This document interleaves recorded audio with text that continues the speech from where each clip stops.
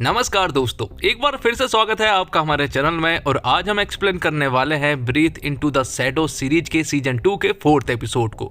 बाकी के एपिसोड भी मैंने चैनल पर अपलोड कर दिए हैं, जिन्हें भी आप आसानी से देख सकते हैं।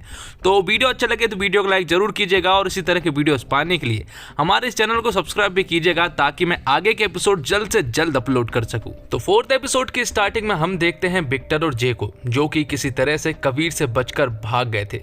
लेकिन वो इस बात से बिल्कुल अनजान थे कि उनकी कार में कबीर का सेल फोन पड़ा हुआ है और वो लोग ट्रेस भी हो रहे हैं। यहाँ पर कबीर और उसके ऑफिसर्स कंट्रोल रूम के द्वारा कबीर के सेल फोन को ट्रेस करते हैं, जो कि पहाड़गंज के रास्ते से जा रहे होते हैं और कबीर भी उनके पीछे पीछे जा रहा होता है। जिसके बाद वो लोग एक गली की तरफ मुड़ते हैं, जहाँ पर कि उनका सिग्नल जा रहा होता है। यहाँ पर वो देखते हैं कि वही कार खड़ी हुई है जिससे कि वो लोग भागे थे। जैसे ही वो पास जाते हैं तो यहाँ पर कबीर देखता है कि उसका सेल फोन जो है वो सामने की ओर रखा हुआ है, जिससे कि वो समझ गया है कि इन लोगों ने हमें मामू बना दिया है और वो चकमा देकर दूसरे रास्ते से भाग गए हैं। दरअसल जे ने कबीर के सेल फोन को कार में देख लिया था और तभी उसने ये प्लान बनाया। अब आगे विक्टर और जे को हम उनके घर में देखते हैं, जहाँ पर उन्होंने जीनिया की कैट को भी उठाकर ले गए थे। साथ ही हम यहाँ पर देखते हैं कि जिस घर में वो रुके हुए हैं वो घर नील बहल का, मतलब कि विक्टर के पिता का है। और बेसमेंट का जो काम करवाया था वो सारा का सारा काम विक्टर ने ही करवाया था, ताकि उस जगह के बारे में किसी को भी मालूम ना चले। और विक्टर और जे जहाँ पर रह रहे हैं वो बिल्कुल असाइलम के सामने है, मतलब कि विक्टर और जे जहाँ से भागे थे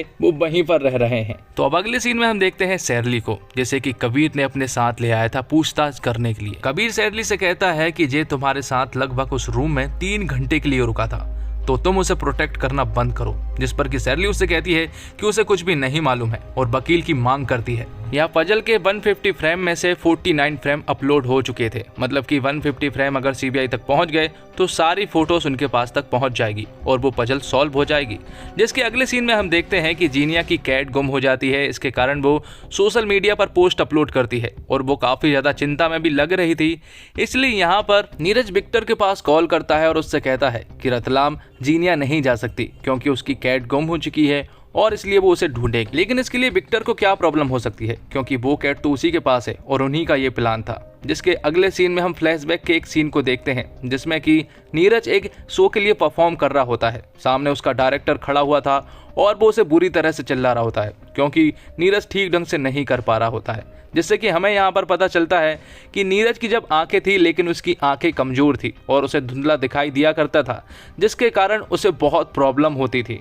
इसलिए एक दिन वो एक तंत्र मंत्र वाले बाबा को बुलाता है और वो उससे कहता है कि यहाँ पर हमें एक हवन करना होगा, लेकिन ये हवन घर के बिल्कुल बीचों बीच होना चाहिए, तभी कुछ काम का होगा, वरना ये कोई काम का नहीं होगा। लेकिन उसके लिए एक पिल्लर जो है वो बिल्कुल जस्ट बीच में आ रहा होता है, इसलिए ये पिल्लर अगर टूट जाए तो हवन यहीं पर 3 दिन के लिए चलेगा। लेकिन नीरज इस बात से बिल्कुल अनजान था कि उसी के घर के ऊपर अविनाश का भी घर है और अगर उस पिल्लर को तोड़ दिया जाए तो उसका घर भी टूट सकता है। लेकिन इस बात की बिना कोई परवाह किए वो इस पिल्लर को तोड़ देता है, जिससे कि अविनाश के घर के साथ साथ नीरज का घर भी बिखर जाता है और पूरी तरह से तबाह हो जाता है। थोड़ी देर के बाद यहाँ पर अविनाश भी आता है, जिससे कि बहुत ज़्यादा दुख होता है, क्योंकि अपना घर पाने का उसका एक सपना था, जो कि सपना बिखर चुका है। तो आगे हम देखते हैं कि आभा कबीर के पास जाती है और नीरज की ये सारी बातें वो कबीर को बताती है कि नीरज ही वो आदमी है जिसने कि लास्ट बार अविनाश को हर्ट पहुंचाया था, क्योंकि उसका घर बनाने का सपना था। तो अब कबीर नीरज को प्रोटेक्ट करने के लिए चला जाता है और यहाँ पर आभा अविनाश को मैसेज करके बता देती है। दरअसल ये सब कुछ अविनाश का ही प्लान होता है नीरज के बारे में बताने का।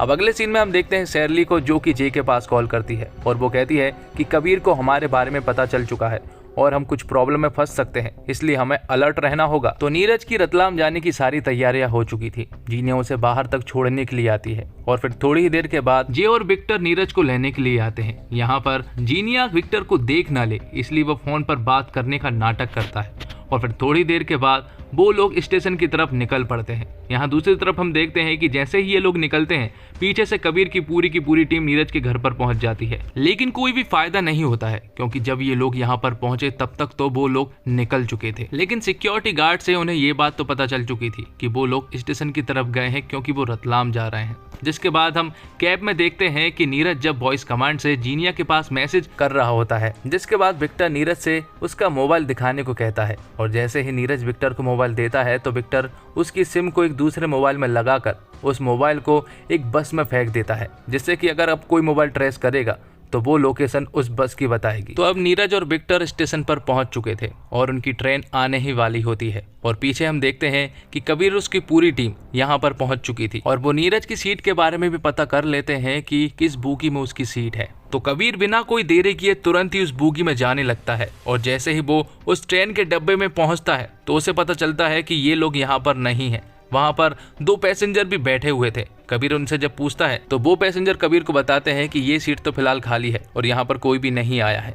कबीर को कुछ भी समझ नहीं आ रहा था कि आखिर वो लोग कहाँ गए, क्योंकि नीरज का नाम लिस्ट में था और वो बोगी में नहीं है, तो अब वो कहाँ जा सकते हैं। और फिर तभी हम देखते हैं कि उनके सामने वाली ट्रेन में हम जे और विक्टर और नीरज को देखते हैं, जो कि कबीर की पूरी टीम को देख रहे होते हैं और वो इन्हें नहीं देख पाते हैं। दरअसल ये सब कुछ जे का प्लान था कि सेम टाइम पर सेम ट्रेन, लेकिन ट्रेन दूसरी जगह जाएगी, मतलब कि वो रतलाम ना जाकर लखनऊ जाएगी।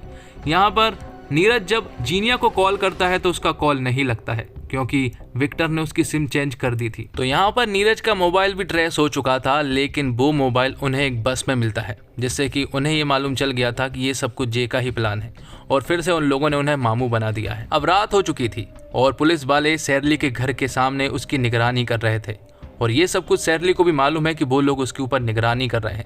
साथ ही यहाँ पर जे और विक्टर एक सही मौका देखकर नीरज को मारना चाहते थे, क्योंकि अब रात हो चुकी थी और यही उनका प्लान था। लेकिन इससे पहले कि वो कुछ करते, टीसी यहाँ पर एक लड़के को लेकर आता है और टीसी उन्हें बताता है कि ये इंडिया हॉकी टीम की वाइस कैप्टन है और कहीं भी सीट नहीं मिल रही थी और क्योंकि तुम्हारे पास एक सीट खाली है इसलिए उसने यहाँ पर उसे लेकर आया है। तो यहाँ पर नीरज उनसे कहता है कि हमें क्या प्रॉब्लम हो सकती है, ये तो हमारे लिए ऑनर की बात होगी, इसलिए वो लोग उसे बिठा लेते हैं। अब अगले सीन में हम देखते हैं कि जब रात के 3:30 बज चुके थे तो वो लोग नीरज को उठाते हैं और कहते हैं कि स्टेशन आ चुका है, इसलिए हमें यहाँ से जाना होगा, लेकिन उससे पहले हम वॉशरूम चल देते हैं क्योंकि हमें बहुत दूर जाना होगा।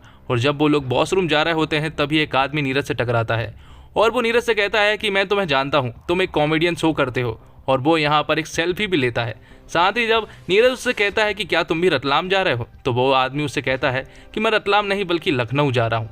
और ये बात सुनने के बाद कहीं ना कहीं नीरज को बहुत अजीब लगा और विक्टर पर पूरी तरह से शक हो गया। वो उससे कहता है कि उसे बहुत अजीब लग रहा है क्योंकि कैब से ही उसका मोबाइल भी नहीं चल रहा है, ना ही जीनिया के पास कॉल लग रहा है, जिसके बाद हम लोग रतलाम नहीं बल्कि लखनऊ जा रहे हैं। और साथ ही उसे महसूस हो रहा है कि जैसे यहाँ पर हम 3 लोग खड़े हुए हैं कि तभी अविनाश उसे घर टूटने वाला इंसिडेंट याद दिलाता है और यहाँ पर वो लोग नीरज को बहुत ही बुरी तरीके से मार देते हैं। अब जैसे ही वो लोग ट्रेन से उतरते हैं तो यहाँ पर अविनाश विक्टर से कहता है कि हमें कन्नौज निकलना होगा क्योंकि सैरली उसका इंतजार कर रही है, जिस पर विक्टर उससे कहता है कि कन्नौज तुम अकेले जाओ, वो तुम्हें दिल्ली में ही मिलेगा। जिसके बाद विक्टर एक फोन घुमाता है और वो फोन उसने किसके पास किया था नहीं मालूम, लेकिन उसने कहा था कि अगर वो अविनाश को पकड़ना चाहते हैं तो कन्नौज आ जाओ। तो आगे कन्नौज में हम जे और सैरली को देखते हैं जो कि आपस में बात कर रहे होते हैं और C16 के बारे में जब वो बात करने ही वाले होते हैं कि तभी उनकी नज़र सामने जाती है और उनकी आंखें फटी की फटी रह जाती है क्योंकि सामने